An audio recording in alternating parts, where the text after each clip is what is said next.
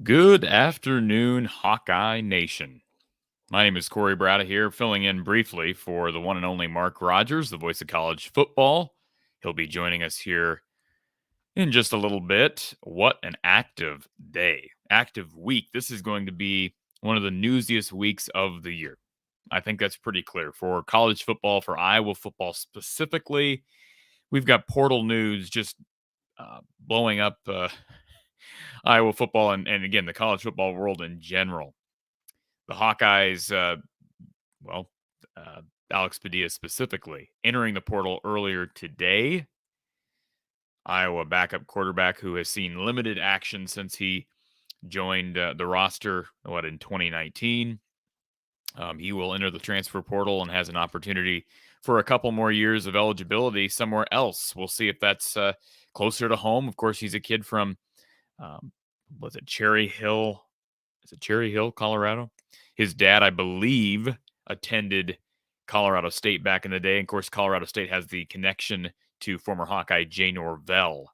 So there's a connection. I mentioned that on my my video earlier over on my channel, From the Hawkeye of the Storm. If you missed that, certainly check out From the Hawkeye of the Storm here. I'll use this moment without Mark on here to promote my stuff. Check out my channel, From the Hawkeye of the Storm, brief synopsis of Alex Padilla entering the transfer portal. And just as we were ready to get on here, we got breaking news that Iowa offensive lineman Josh Volk has entered the transfer portal. So this is again, the start of a very busy period, not only for Iowa, but for college football fans all over the country. But when you have a team that's not playing in a conference championship on Saturday, you're going to get more news this week than next week. I'm sure there's going to be plenty of teams that see attrition begin next week. And of course, I'm guessing we'll see quite a bit of attrition after the bowl game. But the window, the transfer portal window, I believe for non-graduate students like Josh Volk, isn't until December 5th. So I don't believe Josh Volk can enter the portal officially until December 5th. And we've got the one and only Mark Rogers. How are you, Mark? Hey, Corey. I'm doing well. How are you? I'm good, man. This is it's amazing at this time we were talking about, Iowa's got one game to win the West. And now a week later, it's portal coach changes. It's incredible. And there's something about all this that kind of makes me giddy. I don't know why. It's like I was telling somebody on my live stream yesterday when Cade McNamara entered the portal, Mark, I said, I have more fun talking about this than I did talking about football for 3 months based upon the football team that we watched for 3 months. So, and of course, you got a bowl game left. I get that football season's not officially over for the Hawks, but man, this is going to be an active few weeks. I tell people on a regular basis that aren't that into sports or college football that say, okay, once the season's over, what are you going to do? What do you talk about? No problem. So there's plenty to talk about. There's, in a sense, because it's not regimented and you don't have that game week buildup, it's more chaotic and sporadic and just breaking news, not the build up to the game and then the aftermath of the game. And at this point last week, I will say that even though both of us picked Iowa, you were the one that was more cautious in your prediction, more leery of the outcome, and that's how it transpired. Yeah, and I saw you when I made that comment on Twitter. You challenged me and you said, "Did you actually predict Nebraska to win?" No, I did not. My prediction, I think, came out Wednesday. In my defense, even though I'm not going to say I went on the record and predicted that, I did tell Don Patterson, and he mentioned that on our postgame show about a day before the game. I was having a conversation with Don. I said, Don, I think Nebraska's going to win this football game. I just have a weird feeling that they're going to hit a couple big plays. Now, I didn't anticipate Cooper DeJean going down. Obviously, that was a big storyline in the game. But the game kind of transpired the way I expected, Mark. Yeah. You had a couple big plays for Nebraska that killed Iowa. Now, again, a big part of that was due to the fact that Cooper DeJean went down. I feel bad for TJ Hall. He's going to be a great one here, I think, but he got picked on, and credit to Mark Whipple, credit to Casey Thompson, credit to Trey Palmer. But then the other part of this is I expected Iowa to be able to run the ball well, and they did. The problem is Iowa didn't look to establish the run. They tried to come out and throw the football, which of any game to establish the run, you probably do it against Nebraska's front. Like, that's not a great Nebraska run defense. Iowa comes out and just a weird game plan, weird approach to the game, especially given the fact that Iowa ran pretty well throughout the game. But when you do that early and then you give up a couple of big plays, all of a sudden you do have to you're forced to abandon the run in the second half, and Iowa did, although it's weird. It's almost like they honed in on the passing game in the first half and it backfired. And then in the second half, they kind of went back to the run game at a time when they needed to be a little bit more, have a little bit more of a sense of urgency. You know, they had the touchdown, and it was in the third quarter where it was 24-6, and they didn't go for two. And I'm thinking, what are we doing here? I mean, it just, to me, that was an obvious time to go for two, and they didn't. Had a chance late, as you know, Mark. Had a couple chances late. Credit the defense for stepping it up in that second half, but just not enough. And it's just a shame, as Alex Padilla entered the transfer portal today, Mark. It's just a shame that the two glimpses of him we got this year were second half against Ohio State when you're down a bunch, and first or second quarter, wherever it was, against Nebraska when you're already. I don't know what was the score when Alex Padilla came in. Do you remember, Mark? Against Nebraska? Against Nebraska. Was it already 14-0? I think it was still just 7. Okay. No, it might have been 14. I don't remember for sure. Yeah. All I know is Petrus, I think, was 1 of 6 when he went down. Yeah. So, and I haven't heard anybody blame that injury. Like, well, if Petrus hadn't went down, we would have won the game. He was like 1 of 6 at that point. He fumbled the ball on the sack, which he's got a real bad habit of doing. And all of a sudden, that's a bad habit of Petrus, is fumbling the ball when he gets hit in the backfield. Like, you got to have some awareness and ball security skills. Anyways, how the West was lost, very appropriate. That was at the core of my cautionary tale. So, yeah, I picked Iowa, but I did harp on this point last week. Trey Palmer is one of the biggest threats in the Big Ten, and Casey Thompson's back, and they had connected twice the previous week, and they are one of the better pass combinations in the Big Ten. And so that was my repeated, this is the path to victory for Nebraska. There wasn't any other path to victory for Nebraska, Mark. Because, I mean, barring some ridiculous display of turnovers, which Iowa almost never succumbs to, they did against Ohio State, kind of the outlier. That was a weird game. And the moment, I think, you could blame the moment. Obviously, going up against an elite defense and an elite offense. But the only way they're going to lose on Saturday was giving up big plays. And it's not fair to blame TJ Hall. He's a true freshman that's never been in that situation, going up against one of the best receivers in the Big Ten Conference in Trey Palmer. And we've seen Trey Palmer do that to starting corners in this league. So Casey Thompson was a great get for Nebraska. They got issues all around, but he is a solid Big Ten quarterback. I think he proved that. If I'm Matt Rule, my number one priority is finding a way to keep Casey Thompson. And I'm sure it sounds like he will. Sounds like he's going to. So speaking of Matt Rule, I have 2 questions for you, both your opinion and also as you have surveyed the Hawkeye fans that you interact with on a daily basis. Would be, first and foremost, I'll backtrack it, even though you brought up Nebraska's new head coach. Are Iowa fans disappointed in not playing in the Big Ten championship game? And what is that level of disappointment? I haven't heard a whole lot of that disappointment. I think more so it's just people disgusted by the fact that they lost to Nebraska. Yeah. I don't hear a lot of that being, well, we blew our chance at the Big Ten championship, because I don't think most reasonable fans expected Iowa to really be able to compete in that game anyways. So people wanted that to happen. And I think the fallback would have been, wow, we were 3-4 and Kirk found a way to get us to the Big Ten championship game. So I have not heard a lot of people who've complained about that, more so just complaining about the fact that, the offense is what we thought it was, and it sucks, and we lost to a 3-8 Nebraska team. And I will give Nebraska fans credit. I have not heard a ton of Nebraska fans coming over to troll Iowa fans during this stretch, which I applaud, because you're still 4-8. and you'd lost like Yeah. 6 or 7 straight in this series. So, Maybe they realize that. yeah.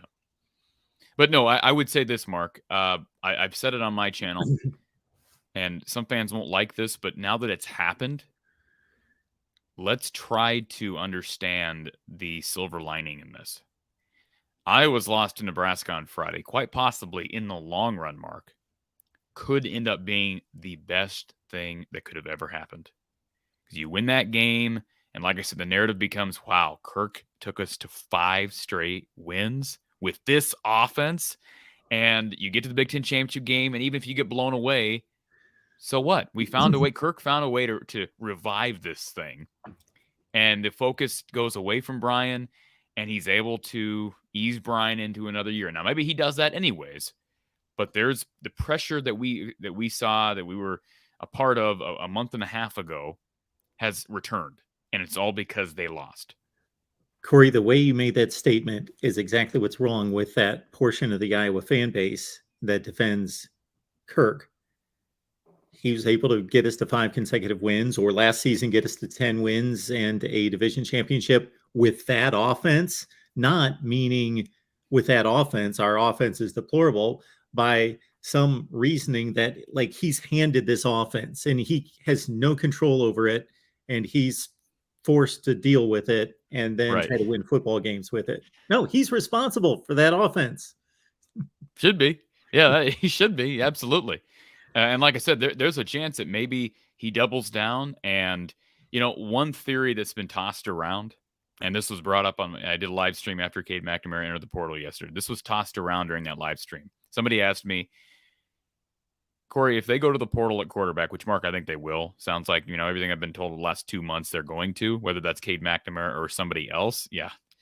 Only a year late, but at least they're doing it now, right? That's still a good thing if you're an Iowa fan.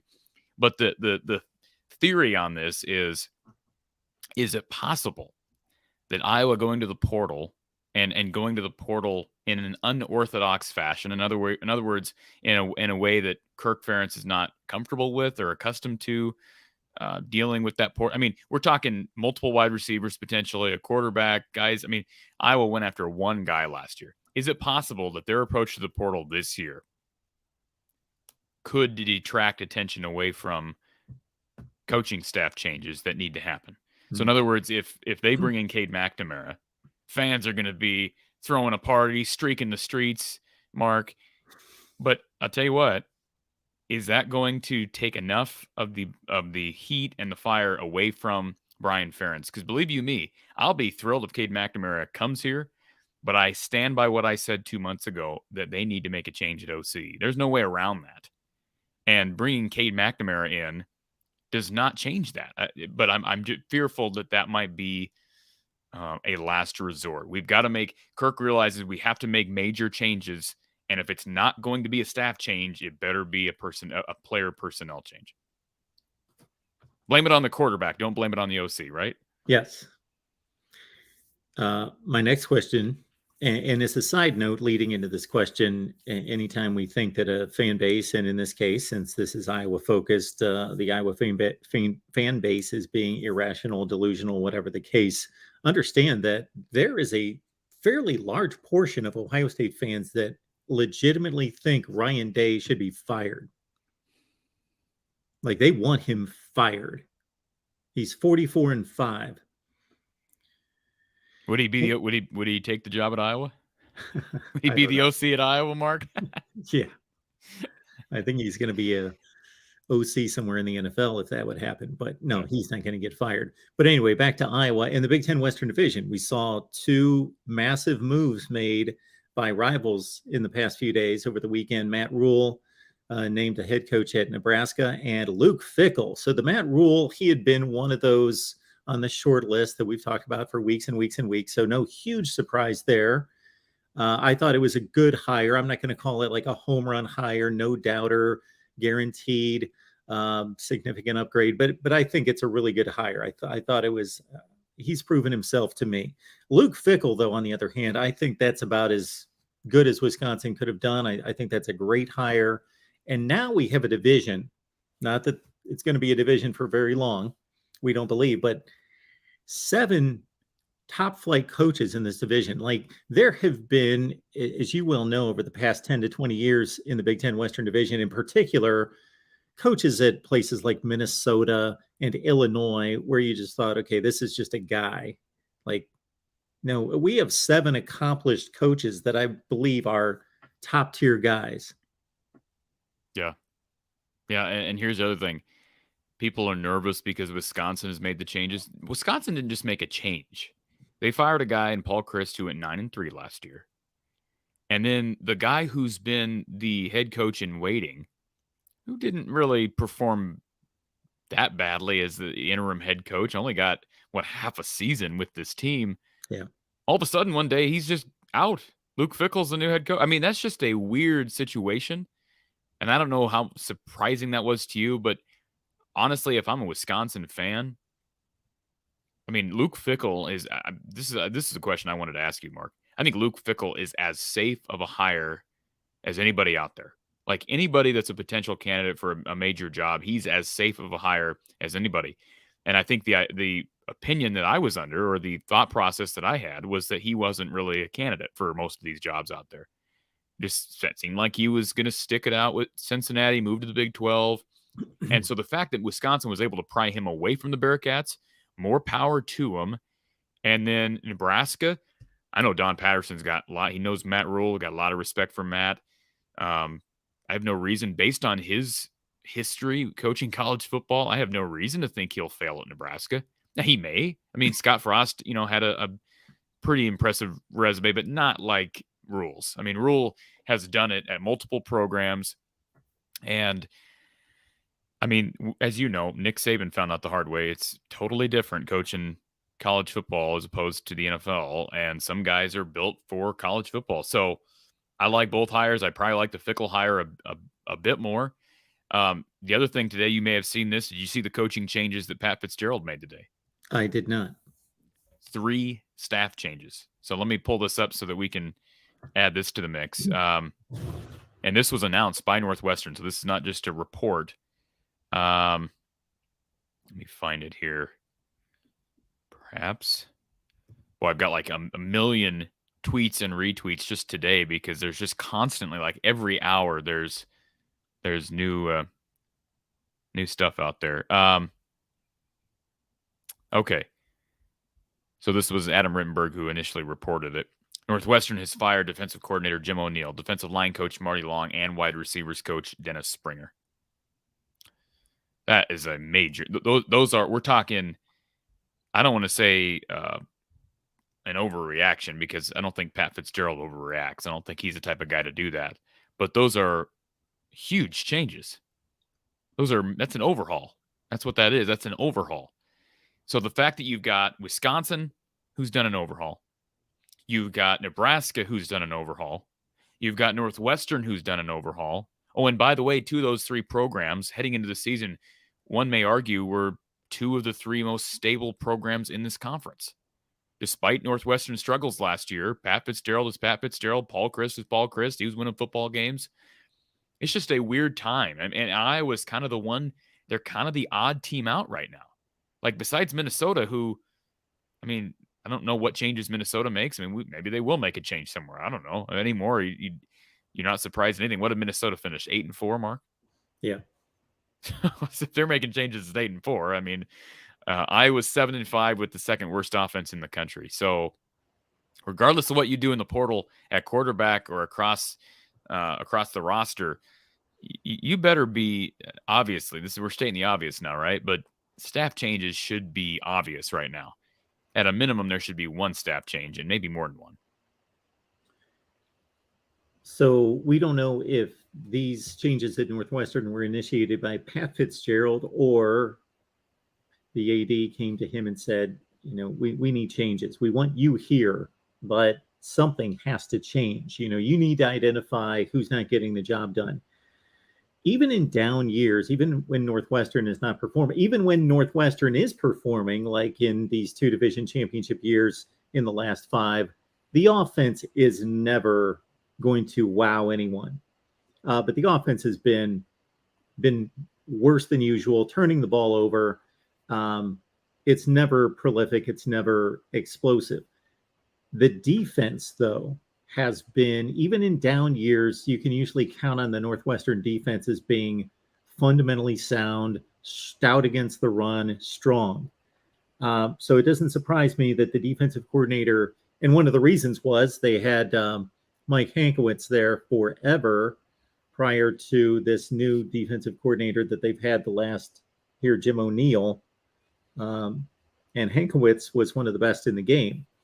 So obviously they didn't make a good transition there. So that doesn't surprise me in regards to when did Hankwitz leave? Defense. See, I know that he was there for the 2020 season. I think. Okay.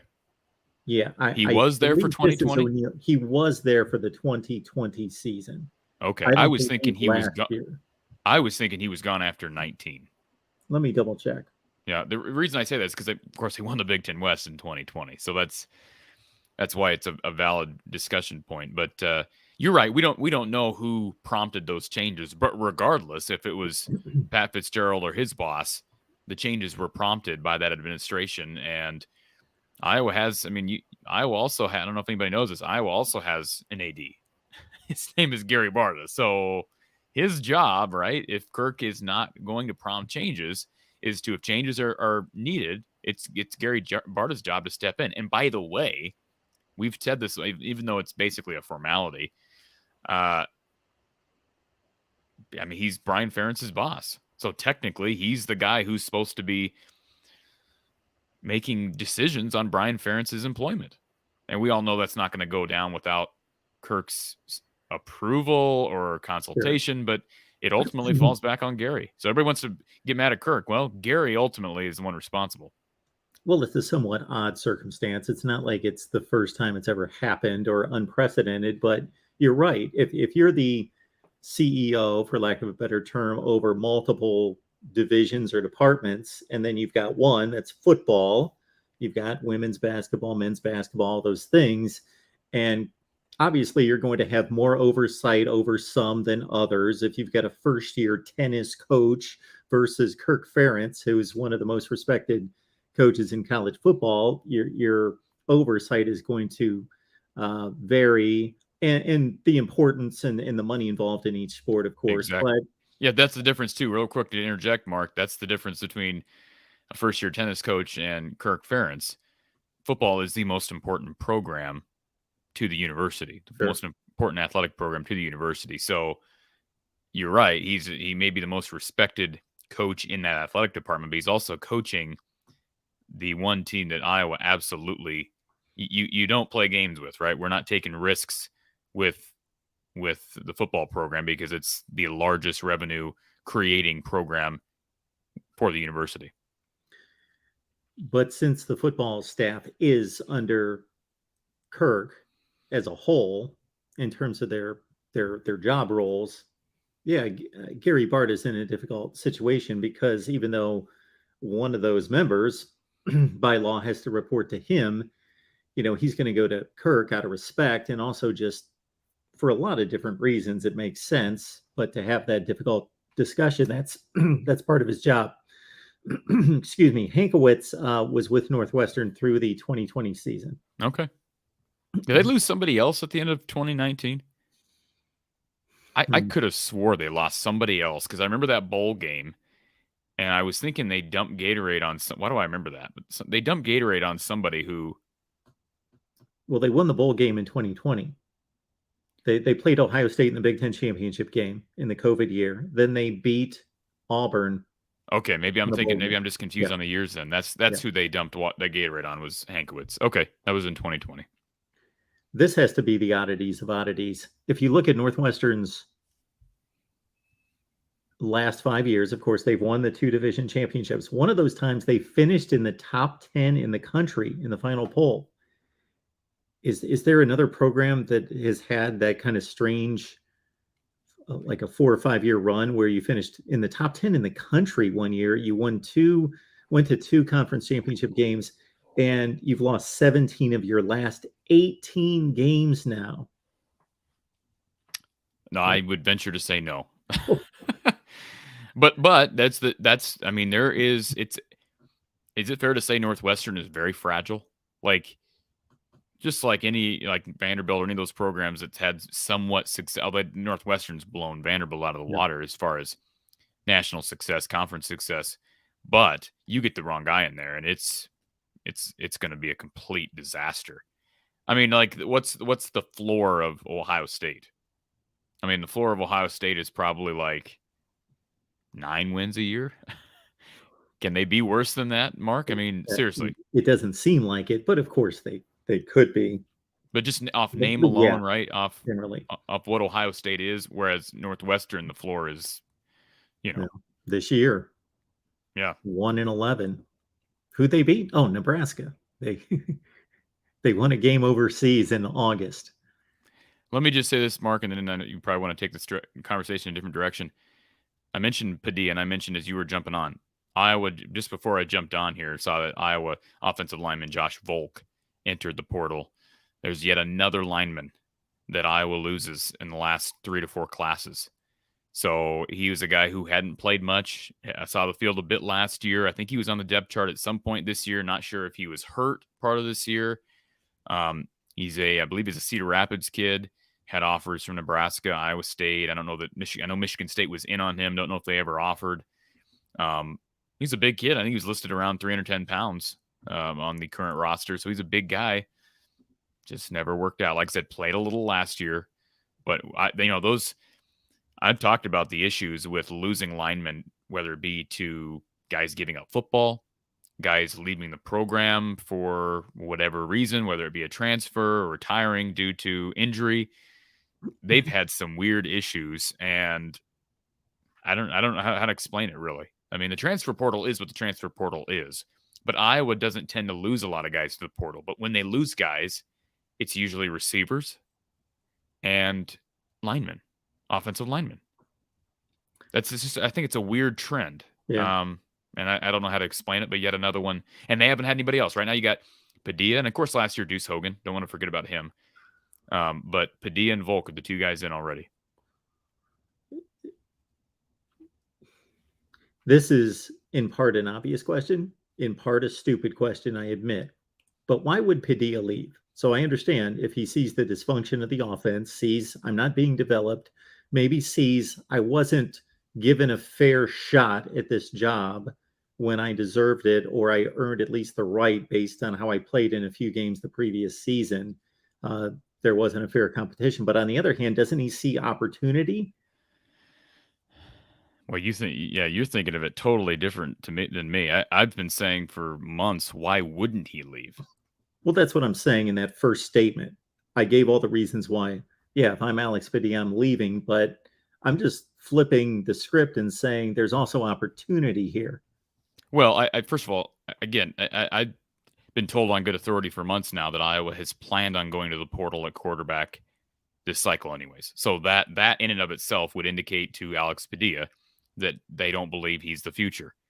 How about playing behind Spencer Petras for 3 years during a 3-year span where Iowa has had historically bad quarterback play and not even being able to really sniff the field unless it was due to injury. He never sniffed the field, Mark. I mean, Iowa, they beat South Dakota State, an FCS opponent, at home 7-3 this year. It was one of the worst performances from a college football offense that I've ever seen. Probably the worst that I've ever seen. 7-3. And after the game, Kirk was asked about potentially, did you think about putting Padilla in the game? And the answer was no, not really. So, I mean, at some point, Mark, if you're Alex Padilla, I've been here for 4 freaking years, and nobody seems to have any confidence in me. I mean, Mark, Brian Ferentz's comment earlier this year, what would be the upside? Maybe put the question, well, maybe, try Alex Padilla, maybe see what he can give you. What would be the upside? I mean, that's why you leave, right? I mean, he can go somewhere, even if he's a backup somewhere, Mark. Hopefully it's somewhere where and maybe inside the program, he feels that he's felt valued and loved. I hope that's the case. I really do, because he has been, I mean, I've only spoken with him on, I think, one occasion, but every interview I've ever heard from him, he is a really nice young man, really just a nice kid. I think he comes from a nice family. I will read this, if you don't mind, Mark. Let me go ahead and read the tweet from Alex Padilla this afternoon. which announced that he was entering the portal. He said, and I quote, and as you know, Mark, the guys can say whatever they want in these announcements, right? They're their own agent, so to speak. He said, and I quote, "It's been an honor to represent the black and gold for these past 4 years. I will cherish every moment and lesson I've learned along the way. I would like to thank the University of Iowa and my coaches, athletic staff, and the Hawkeye fans for the support and the incredible journey. Thank you to my teammates. Our bonds will last a lifetime. After much thought, I have decided to enter the transfer portal as a graduate transfer with 2 years of eligibility remaining." And I tweeted out, "Alex Padilla is a class act. No spite, no malice, proven to be a guy with great patience, resilience, and overall character. Best wishes going forward." And I stand by that. I mean, to me, he could have easily taken a shot at Iowa, or even just implied that, I've tried my best but haven't seen the field. Yeah. I've seen that from guys that enter the portal, basically implying that, I got to do what's best for me, and this is not the place for me, blah, blah, blah. No, that's not how he's carried himself. So in answer to your question, I just think the buildup of everything, they have shown no confidence that even next year he would get a shot. And I mean, honestly, if the option were open for Alex Padilla to return next year, Mark, if that were open, then I would guess the option for Spencer Petras to return next year would be open. So does he want a fourth year of that, Mark, playing behind Spencer Petras as a fifth year guy? I think not. So I wouldn't be shocked to see him. I said on this video I published earlier today, wouldn't be shocked to see him at Colorado State. Colorado State's coached by Jay Norvell with an Iowa connection. His dad, Alex's dad, attended Colorado State back in the day. So there's connections there. It's close to home. How about Colorado? There's a Power 5 program that maybe he would have a shot at starting at. They're a mess right now. I don't know if Deion Sanders is, if he's is there substance to that, Mark? Is that just a faulty rumor? It just doesn't seem to fit on any level. Well, neither did Zach Smith's Nebraska. Well, Nebraska is a bigger program, more facilities, more money, more prestigious conference that's going to be in a better place than the Pac-12 in just a couple of years as well. So I guess what I'm saying is Colorado is one of the worst offenses in the country, and they need help. That might be a Power 5 that Padilla could potentially compete for the starting job at. I mean, frankly. So if he can go there and be a starter at the Power 5 level, that's a great reason to leave. I even said Nevada might be one. Nevada recruited him. Now, Jay Norvell was the head coach there when he recruited him. That's the other thing about Colorado State. Jay Norvell recruited him at Nevada. Now he's at Colorado State, which happens to be in Padilla's home state. So I wouldn't be shocked by either one of those. But he may go somewhere in the MAC. I know he had some Ivy League schools that wanted him out of high school. Heck, he had Georgia. Georgia offered him. That's the one other Power 5 school that offered him, Mark, Georgia.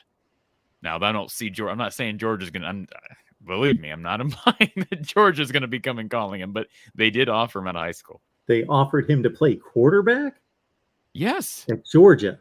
Yes. Have you ever seen their quarterback room? Yes. It's like 4 deep with 5 stars. I know. I don't ask me how it happened. Ohio State's a shame. I'm aware. Have you seen these bowl projections for the Hawkeyes? Which bowl projections? I love bowl games, and I will forever love bowl games, and I know that they've been diminished excessively, but I love this weekend because we're going to see championship games played on Friday and Saturday. Then we're going to have the playoff announced at noon on Sunday. I'll be live, by the way, everyone, and we'll watch it together. And then throughout the day on Sunday, the bowl invitations go out, and I love it. Like, I'm seeing matchups against NC State or Pitt if it's an ACC matchup, or Ole Miss or South Carolina if it's an SEC matchup, either in the Music City Bowl or the Duke's Mayo Bowl. So you're not seeing any projections of New York, the Pinstripe Bowl. You have not seen any of those. I've looked at 7 or 8 from anywhere from a number of ESPN writers to Sporting News to Athlons, and it's all those destinations. There's worse bowl games, I guess, right? Oh, there's a Pinstripe Bowl right there from Brett McMurphy. Pitt in the Pinstripe Bowl. Okay. Here's one. You get together with Pitt again after playing them, back-to-back years, 13 and 14? Wonderful. No, 14 and 15. 14 and 15? Okay. Wonderful. Let's get together with Pitt. We'll play on ice like we did in 17. Yeah, that doesn't excite me. Yeah, it doesn't excite anybody. Listen, I many enjoyed Iowa that Boston College game. I thought that was a really good game. That was a fun game. I like watching one or two bowl games that are out of the tropical games that are played on ice? Out of the tropical It was setting, they fun. were literally the game was on ice. They were sliding all I over the place. understand. I watched the game. Yeah, but I understand. I'm not a fan of either one of the teams, so I don't care. It's a Oh, novelty to watch. oh, it's a novelty. It's like, well, you know what's also a novelty? Going up to Detroit. I would almost, and I mean this seriously. I know that they won't go to Detroit because it'll Yeah. probably be, well, who's 6-6 in this conference? Wisconsin. Ooh, Wake yikes, up alert, Wisconsin. too. So Wisconsin may end up in Detroit. Is that what you're telling me? Playing a MAC team. Yeah. Ugh. But what I was going to say is, I almost would rather go to Detroit than go to New York for the Pinstripe Bowl because Because they've plenty done the indoors. Pinstripe Bowl, and Detroit. I might actually go up there for that. And like I say, I'd have a big American Standard shirt, and I'd sport that proudly at the dome up in Detroit. At least you get a dome there, Mark. You're Yeah. gonna play it outdoors like they do over in New York. That would be phenomenal. I would love you going up there and providing, of course, reports for your channel, but hopefully we can hop on and get some reports out of you. Yeah, That would be absolutely. phenomenal. Is it still sponsored by Little Caesars, or what is it now?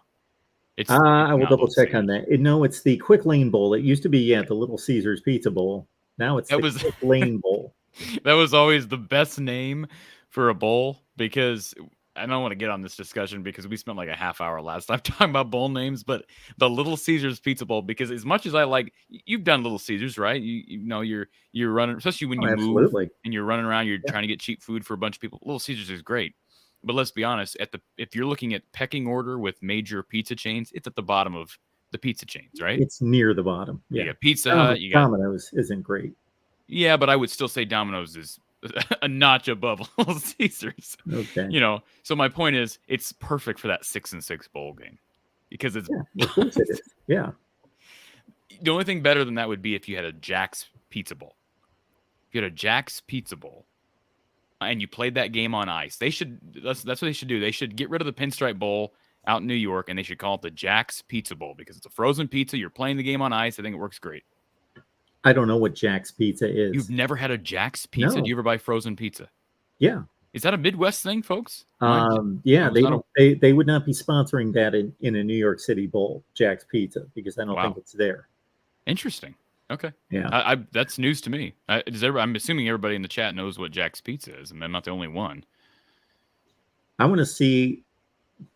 Yeah, we don't need to get into this because it was only a few weeks ago we got into the whole bowl naming process, and I, of course, had to make a plug for, vying for a Voice of College Football Bowl and how much money that would cost us. Oh yeah, not Maybe much, 2 or 3 right? million. Yeah. Oh yeah, probably around. Well, I don't know how much do these sponsors pay for that? I don't know what the sponsors pay. I know the lowest payout per team is something in the 500,000 range, 5 or 6, the lowest. Okay. So, anyways, yeah, we don't have to continue on the bowl discussion. But what is your prediction, Mark? I know you don't follow Iowa per se, but if you had to guess Kirk Ferentz's move as it relates to the coaching staff, does he make one change, no change, multiple changes? I mean, if you had to guess at this point.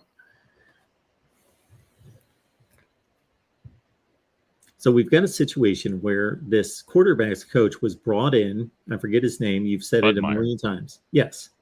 But he had an off-field analyst role.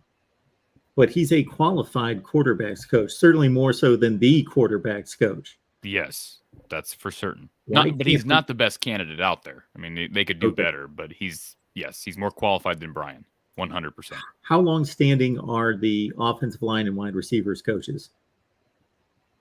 If they build up equity? Kelton Copeland should not. I'm not calling for him to be fired, but he got here, I believe, in late 16, early 17, and I give him credit because he brought in Amir Smith-Marset and Brandon Smith. He brought in Keegan Johnson and Arlen Bruce. Besides that, it's been a wasteland as far as trying to get receivers to come play here. He said guys leave, whether we're talking about Quavon Matthews or Desmond Hudson. They've struggled mightily in 23 and 24 to get just decent Power 5 level receivers to come here. So he got a raise, and everybody got raises in the offseason. Remember that? I mean, Kirk gave everybody a big boost, and Kelton Copeland was one that got a big boost, which made no sense to me. But yeah, no, he should not have equity. You're talking about the offensive line coach? Yes. George Barnett's this is his second year. Okay. And I know a lot of people want him gone. And I've heard people, well, get rid of George Barnett and put Brian back at O-line coach. What kind of morals are out there? Like, if you're complaining about Brian Ferentz and nepotism, your solution is, we gotta keep Brian on the staff. We might as well just get rid of this guy. Like, that's so unfair to George Barnett. He just got here literally beginning of last year. He inherited a mess that Tim Polasek left behind. I don't care what happened in 2020. 2019 line was a mess. They had attrition throughout the time. They also dealt with the Chris Doyle departure, which you knew was going to affect that unit. I'm not saying that George Barnett's going to get it done, but I think it'd be completely unfair to get rid of him simply so you can keep Brian on staff. When you're in a business with so much turnover, as much as college football or any athletics, big time athletics, men's basketball, where coaches come and go, they need to be fired or they look for a better opportunity. Obviously, to hire your son, you're just asking for trouble, because either if he underperforms, then you're going to catch the scrutiny of needing to fire him, or you're going to maybe needlessly keep others on the staff to prove that we don't fire and turn over just to protect him because he's the worst performing, but we don't fire anyone. We keep everyone. Based on what I've seen. Convoluted. Yeah. The whole situation is convoluted. And I was frustrated by the fact that Kelton Copeland got the level of raise that he did in the offseason. Not because I have anything against Kelton Copeland. I think he's a great guy. I've had conversations with him. He's a nice guy, probably a good coach. But I don't believe he'd ever coached. I know he'd never coached receivers at the Power 5 level. And I just didn't understand the raise before the season. What had he done to deserve that raise in comparison to some of the other coaches? It did seem that if you look back, and this is not me just spewing nonsense, you go back and look at the raises, the coaches that got the largest boost as far as percentage increase were black coaches, which makes sense that Kirk might make that decision given some of the problems and perception and whatnot. I'm blaming Kirk for giving guys raises. They're deserving, but that I'm not saying, and I'm not implying that the sole reason for those raises was trying to influence perception. But all I can tell you, perfect example, Liddell Betts, I think that guy deserves a pretty substantial raise, or he did deserve a pretty substantial raise. He's recruited at a high level. That running back room seems to be very strong right now. Mark, you're nodding your head. I think you agree with that. It's a good running back room right now. Yeah, I was just going to say, I was going to go running back being the top performing unit on the offense. Wide receivers always the wild card in a underperforming offense for me, because it's the most dependent position. It's dependent on the offensive line and the quarterback. And then obviously the quarterback is last in offensive line, next in underperforming. The room is stronger this year than it was last. Even though Tyler Goodson was productive, the room is much stronger this year than it was last. And so regardless of everything else, Kelton Copeland has not done a great job here recruiting. Doesn't appear to be doing a great job developing receivers. But it also hurts when you have problems on offensive line. You got problems at quarterback. You got problems at receiver.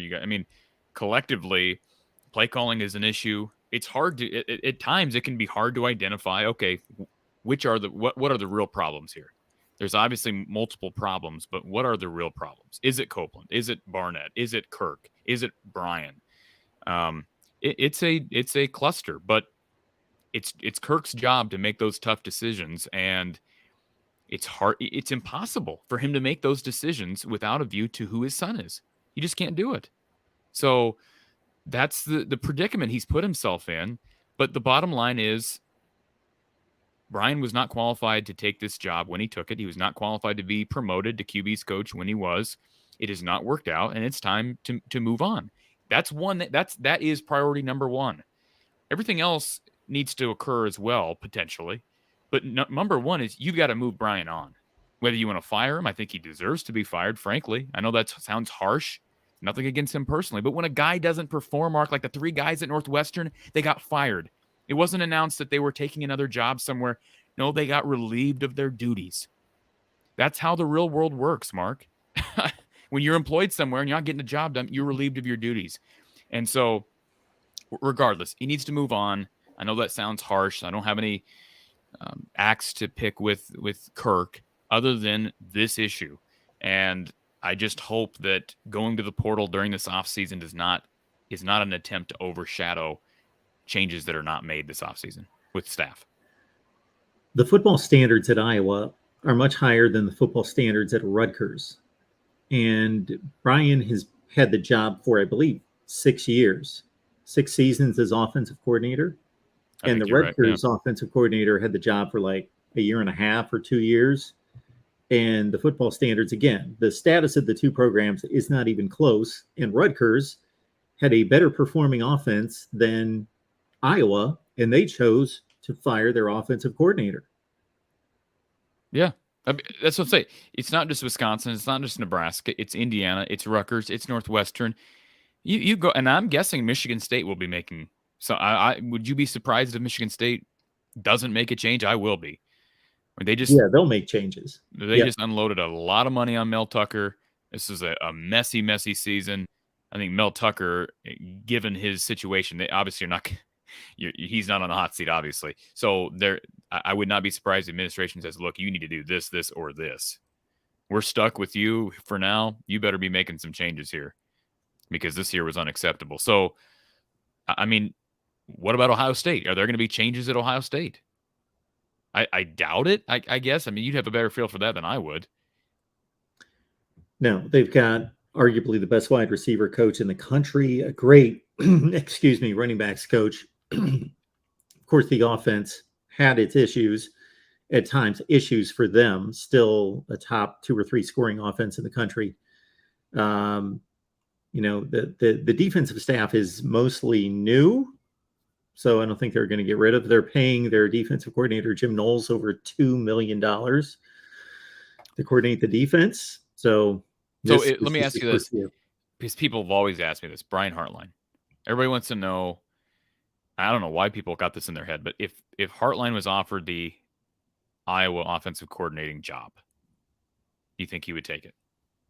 I would hope so. I would think so. Yeah. Would he be qualified? Do you believe that he's qualified being a receivers coach? What's his background? I mean, did he just jump from being a pro to did he coach in high school? What was his?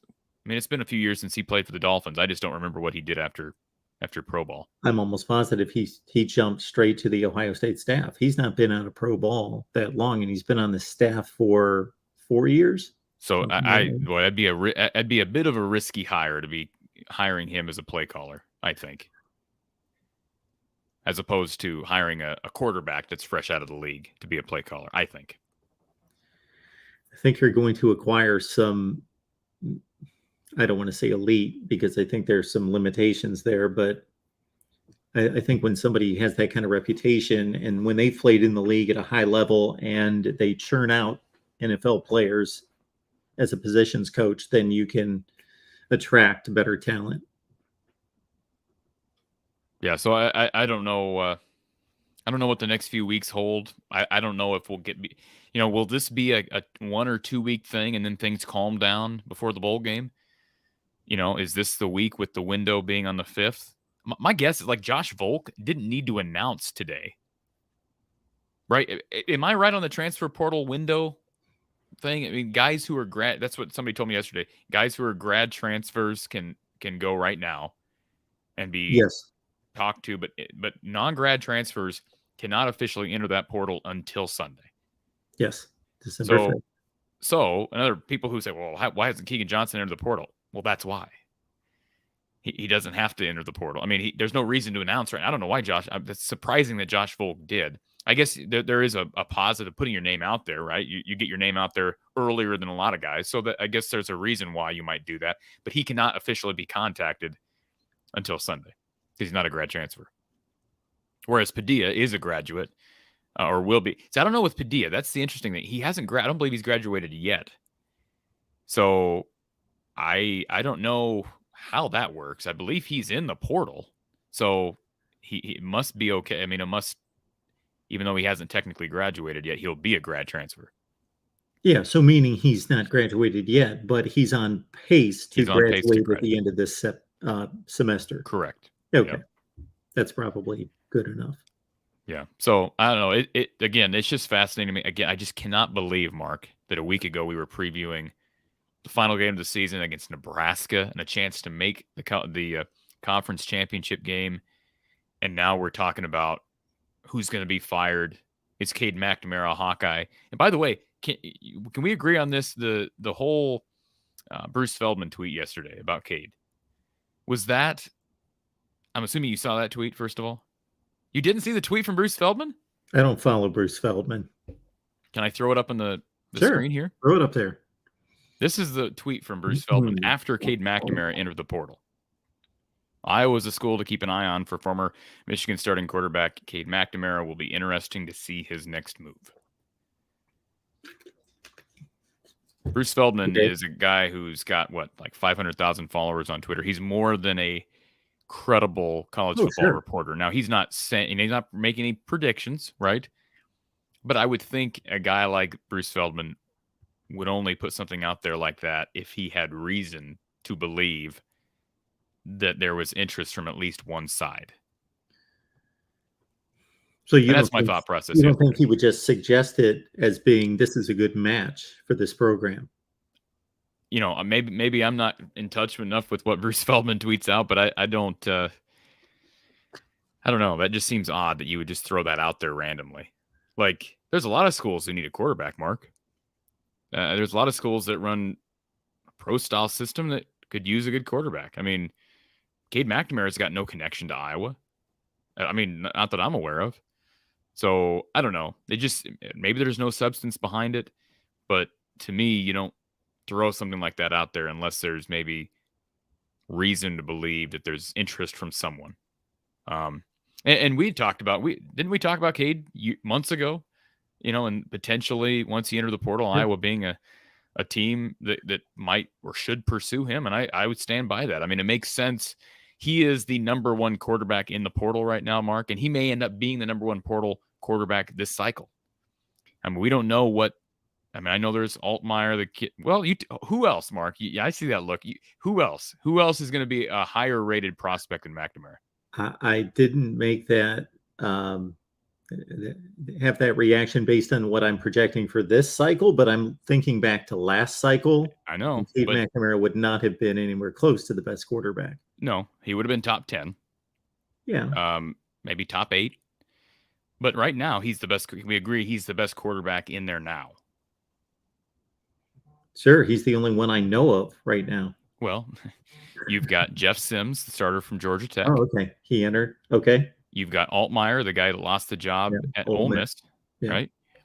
You've got Brett Gabbert from Miami, Ohio. Oh, okay. You've got the starter at Tulsa, who's been productive. I think he's been there 3 years. He's in the portal. Who am I missing?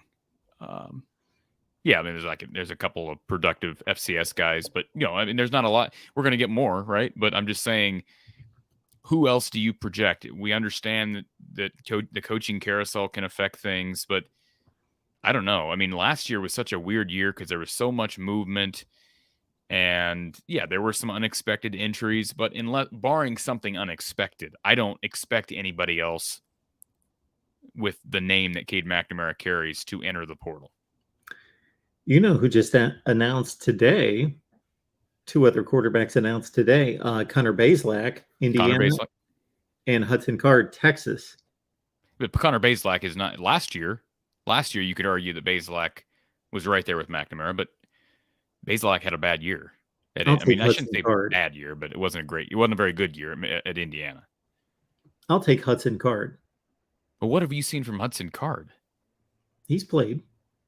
Okay, well, McNamara's played a lot. McNamara's won a Big Ten championship. McNamara's taken that team to a college football playoff. I would take McNamara. I haven't even seen Card. No, I've seen them both. Okay, so you take Card over McNamara. Hudson Even though, Card's played a lot of football, and he's okay, good. he's a guy I don't know as much about, so I'll have to do some research on him. But he probably isn't a guy that, again, Iowa, if Kirk Ferentz is going to do this, and I believe he will, he'll go after somebody.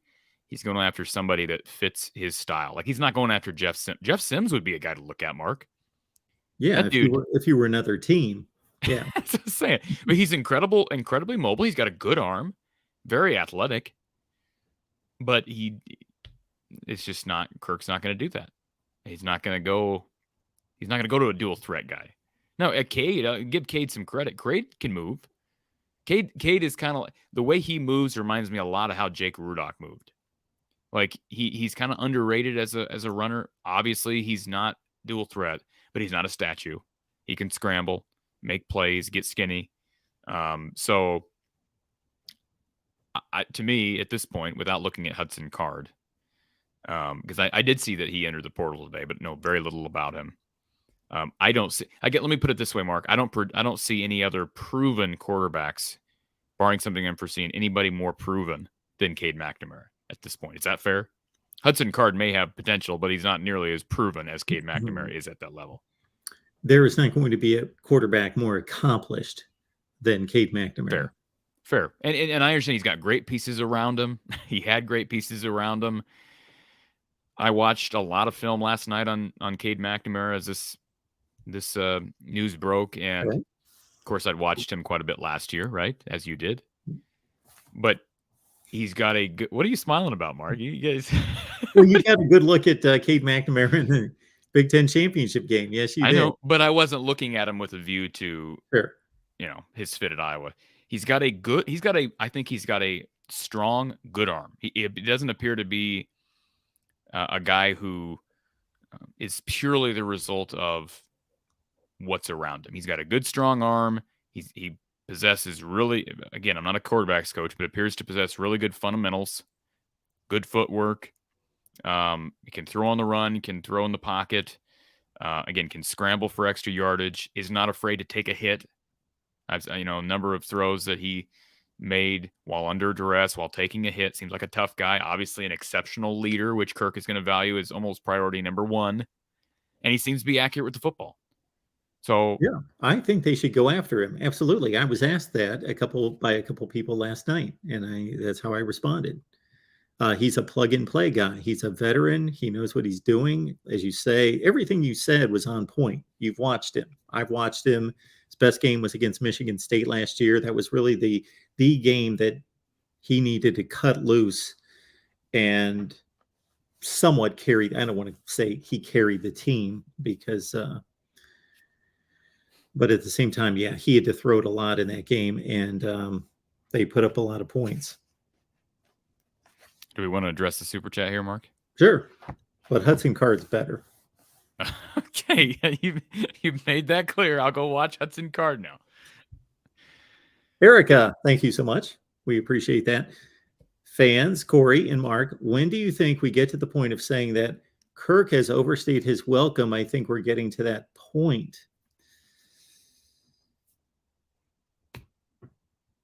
We get to that point when if Kirk doubles down and doesn't make staff changes, we're to that point. But you know what has to happen, Erica? Gary Barta has to address this. If Gary Barta allows it to continue, then it's on Gary. Gary has overstayed his welcome. I mean, he has to say to Kirk, you have to make a change. And if you don't make a change, you have to move on. You have to resign. Now, I understand you're not going to fire. People say we're not going to fire coach. He's got a huge buyout. I get all that, but at some point you have to say, look, you need to get rid of your son, or you need to move on. And if he still refuses, then yeah, that's when it's time for him to step down. But I mean, that's not fire. They won't be firing him with cause if that's the case, because he's not the one who hired Brian. So if Barta decides he wants to go a different direction, they're going to owe Kirk a lot of money. So anyways, we're not to that point yet, Erica. But if Kirk decides to not make any changes then either Barta or Kirk need to be held responsible because it's ridiculous. You cannot have two straight. I mean, 123 in total offense last year, Mark. This year, what have we checked it since the? Have we? It's 128 at best. That's it's about where it's got to be. It's not that good. Hmm. Let me find this here. Total offense 130th. They're not moving from there. They're solid at 130. They don't hang 600 yards on Ole Miss or. I don't think that would. I don't think that'd make it. Well, it might make a difference. UMass is 10 yards ahead of them, but then there's a whole 15 yards ahead of UMass. Colorado's 128. So when do you think the last time Iowa posted 500 yards of total offense in a game? Say that again, one more time. When is the last time Iowa produced 500 yards total offense in a game? How many yards did they have against Maryland last year? They might have been in that range because I bet Petrus threw for 240, 250. I'm going to tell you in 2 seconds here. They might have been there. No, 428.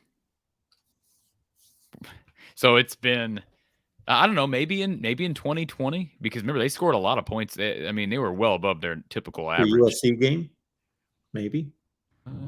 Question. Let me pull this up. 2020. What, they put up 45 in that game? It's like 45-26. Well, first of all, let me look at 2020 regular season. So against Penn State, they had 361. They scored 41 in that game. Let's see, Illinois, they had 35 points, 424. I'm kind of flirting with it. Let's see here. What about Michigan State? They had 49 points against Michigan State. Yeah. 405. 405. Yeah. 405. Let me look up USC because I am curious. They have against Ohio State in 17. Yeah. Well, I'm sure they did.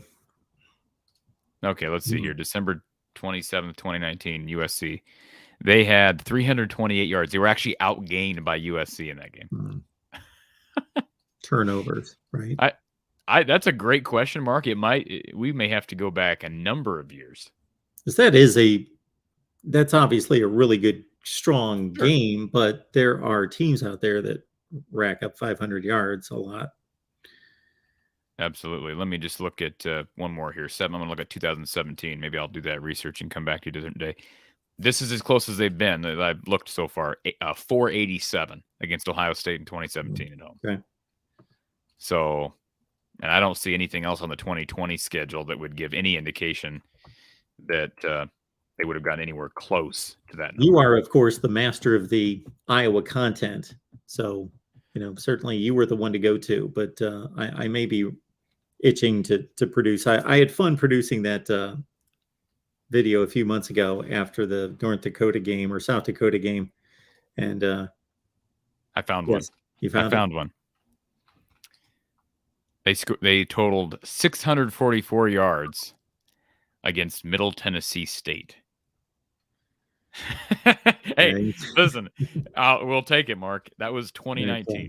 I should have rephrased my question. Okay. Power 5. Well, okay. Middle Tennessee. What year? 2019. Okay. Against Rutgers that year, they had 438 on the ground, or total. Miami, Ohio that year against Brett Gabbert, they had 465. So they had some higher yardage outputs against their. I mean, that's the difference between this year and last year, previous years, against bad teams. Like we're talking FCS teams or FBS teams, lower tier FBS teams. Iowa could actually do what they needed to do against those teams. This year, I mean, what do they have against Nevada? We know what they did against South Dakota State. Against Nevada, 320. 320. And see, that's a low number because Nevada's awful. Let's look here. Obviously, they won that game 27-0, 337. What was their best Big Ten performance? Probably this year? Northwestern? This year, best Big Ten performance offensively. Well, they had 220 or whatever rushing against Purdue. Yeah, against Northwestern, 398. Okay. Purdue, 376. So I don't think that, they never hit 400 this year. But What do they have against Nebraska here? Let's see. They had 274 against Nebraska. Yeah, this is depressing just to look at. What do they have against South Dakota State, Mark? Do you remember? I remember my favorite stat from that game is that their one field goal drive was 5 yards. I'm going to guess they were at like 160. 166, good guess. Yeah. Iowa State, they were 150. Rutgers, they were 277. So took a step forward. Michigan, a lot of those numbers came kind of in garbage time. They went to 281. Illinois, they had 222. Ohio State, 158. Wisconsin, 146. Minnesota, 280. Am I missing one? I feel like I'm missing one somewhere in there. No, that's it. So,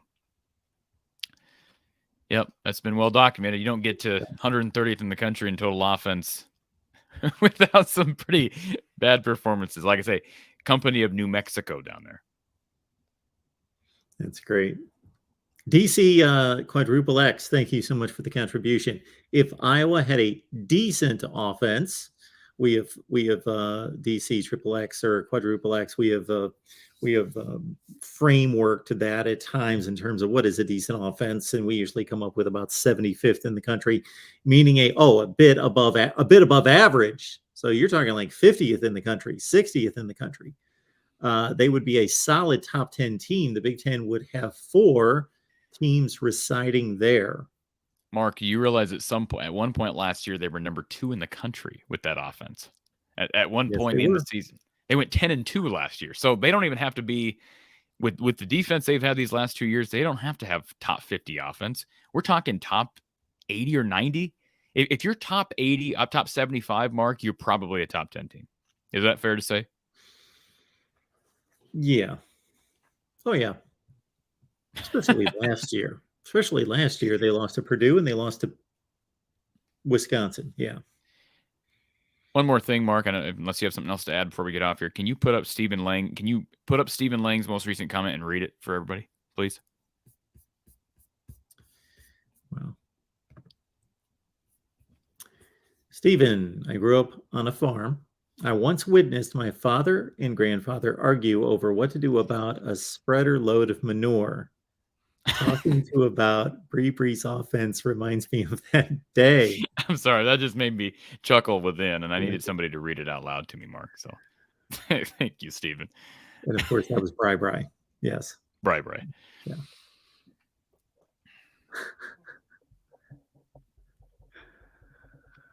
Oh, yeah. Okay.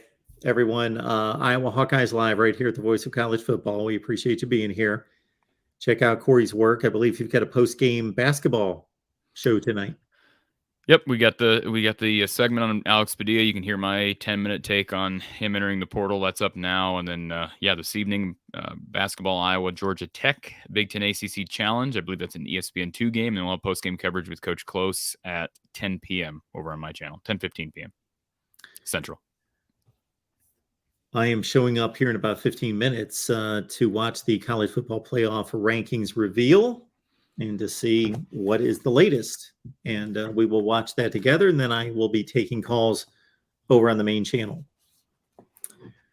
All right, Corey, thank you so much for this, as always. And we'll be back next Tuesday to talk about Iowa's bowl invitation and maybe more exoduses. We will have lots to talk about. Appreciate the time, Mark, as always. Sure.